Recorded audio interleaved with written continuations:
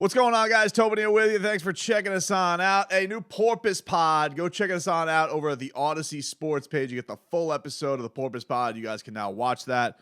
And I appreciate all our viewers out there who are checking us out on the WQAM. We'll put some clips up of there. So you got that whole dynamic covered for you, me and my guy Solana. I think we had some issues with the audio version. Should be up and fixed tonight. So if you guys haven't subscribed to the Porpoise Pod, then you're dead to me. And you could resurrect yourself by subscribing, and that would mean a lot to me. But let's get into some Dolphin shenanigans, and I love this, okay? Because we got ourselves a game week, and I don't quite, this has been such a nice season. I like the fact that there's a little animosity going into this game. I like the fact that there's a little bit of trash talk going into Dolphins 49ers. You thought it was going to be all lovey-dovey, kumbaya, that it was going to be Mike McDaniel giving a lot of love to Kyle Shanahan, a lot of Kyle Shanahan giving love to Mike McDaniel. Ooh, warm embrace from everybody. Goosies all around. No, not the case. In fact, we got ourselves a grand old-fashioned Twitter beef that has busted out over some understandable slights at Jimmy Garoppolo, 49ers quarterback. So Raheem Mostert did an interview with an individual named Tyler Dune, and said in this article, comparing the Dolphins and 49ers, that the Dolphins, quote, have way better talent here, and it's going to get spooky. And then he said that of the quarterback play, quote, we have a quarterback who can actually sling it. So everybody took that, and it's not a shot at Jimmy Garoppolo directly. Some would call that a backhanded shot while complimenting your quarterback. You're implying the other. We have done a lot of this year with Tua and Mike McDaniel, implying that all of the positive feelings that he has on Mike McDaniel also reflect negatively of the thoughts that he had on Brian Flores. Understandable conclusion from all parties involved. So a lot of 49er fans got upset about this from Raheem Mostert, taking a little shot at Jimmy G. Their QB, the guy they all rallied around, and totally not Trey Lance, who they were rats off a ship on after 2 weeks, and then he had that catastrophic ankle injury. Of course, Jimmy Garoppolo, whose key card wouldn't even work into training camp, that's their guy. They always wanted Jimmy G. This is the man that they will be. It goes Joe Montana and Jimmy G. That's the list. Maybe Steve Young in there, because that's how beloved he is by 49ers fans, apparently, after such great treatment of Jimmy Garoppolo, where he was basically begging them, please let me go anywhere this offseason. Now all of a sudden, that's their dude. And Raheem Mostert saw what a lot of them. Now, it was not the article by Tyler Dune, or Dunn, excuse me if I'm pronouncing it incorrectly, because I saw his article. It was called Tua Tagovailoa Part 2 or something. It had no implication that it was Raheem Mostert says Jimmy Garoppolo's a bum. That was not on there.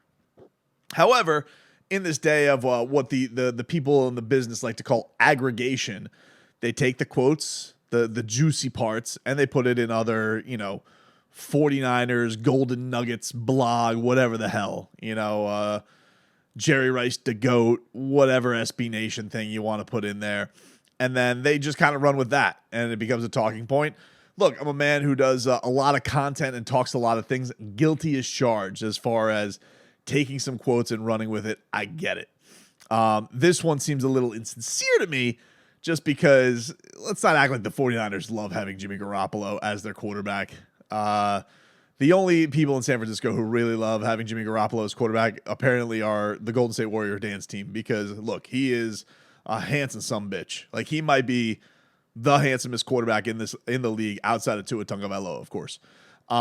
He's model good looking, but he's pretty average as far as quarterback is concerned. And, does a lot of, I think, the winning that people like to credit to Tua, but I think we could all see that Tua, much more talented quarterback. So either way, I thought Raheem Mostert's comments pretty innocuous. As a Dolphins fan, I would not find the sensitivity in that. Deebo Samuel, though, he was not as kind. He does not like Raheem Mostert throwing dirt on his guy, Jimmy Garoppolo.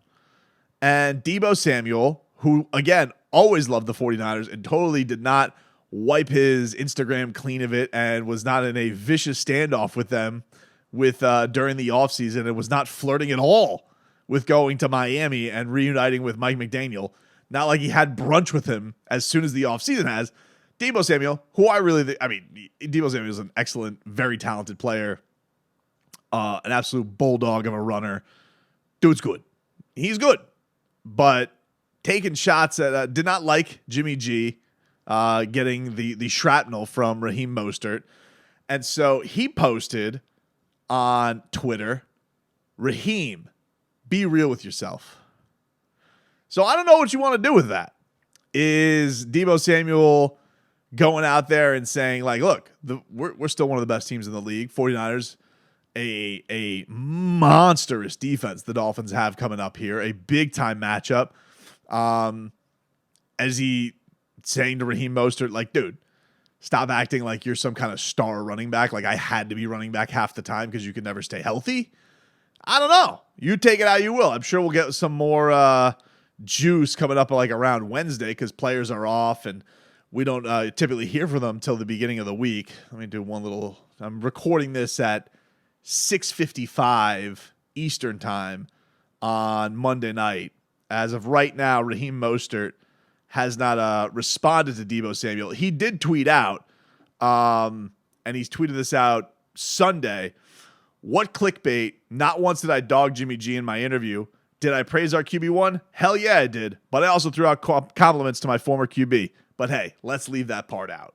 So he's saying that he gave props to Jimmy G, and that this was not all just kicking dirt on Jimmy Garoppolo while he's down. Not that he's down, but you know what I mean. Not just trying to pile on Jimmy Garoppolo as Mr. Average QB or Mr. He's fine. But Deebo Samuel, let's be honest. If Deebo Samuel had his choice, let's say the Tyreek Hill trade never happened, right? I was at one point getting really greedy. I was like, let's trade for Deebo Samuel and Tyreek Hill. Let's just get crazy.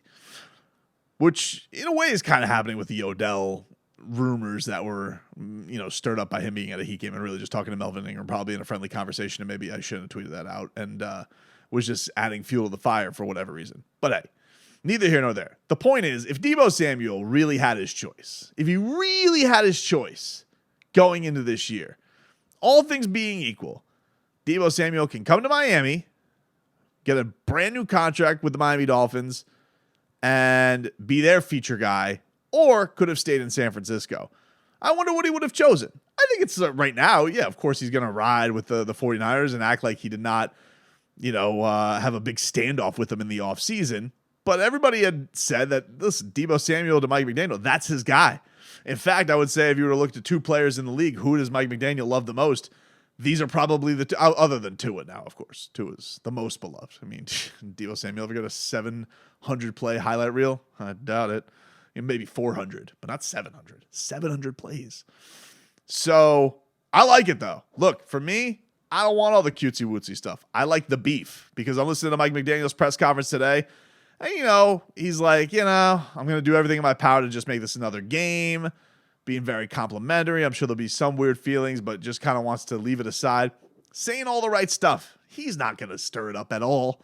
I want some juice to this. I like a little bulletin board material. I'm going to like in the middle of the week more trash talk between Deebo Samuel and Raheem Mostert. More, the better. Keep it going, dude. That's what I like.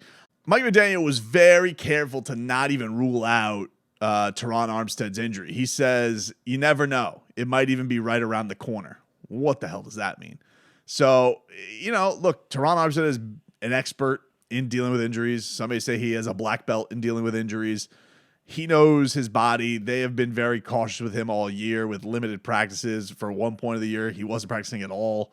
So if you told me that Teron Armstead is able to muster the ability to go play this week, I would not be surprised. And look, I understand this is a scary game. He even said, if Nick Bosa has a pulse, you're concerned. So obviously you're concerned if you don't have Teron Armstead going into this game. This is a tough game. Even as good as the Dolphins have been, every Dolphin has to look at this 3-game stretch coming up. Know you're going to be underdogs in 2 out of the 3 games most likely. Could be like a push for the Chargers game. this is the toughest 3-game stretch in the rest of the season. And if you can come out of this in any way with a winning record, I feel like the Dolphins are unbelievably golden, especially if one of those is against the Bills. But this is definitely going to be a tough test. One of the Dolphins' toughest tests to the season.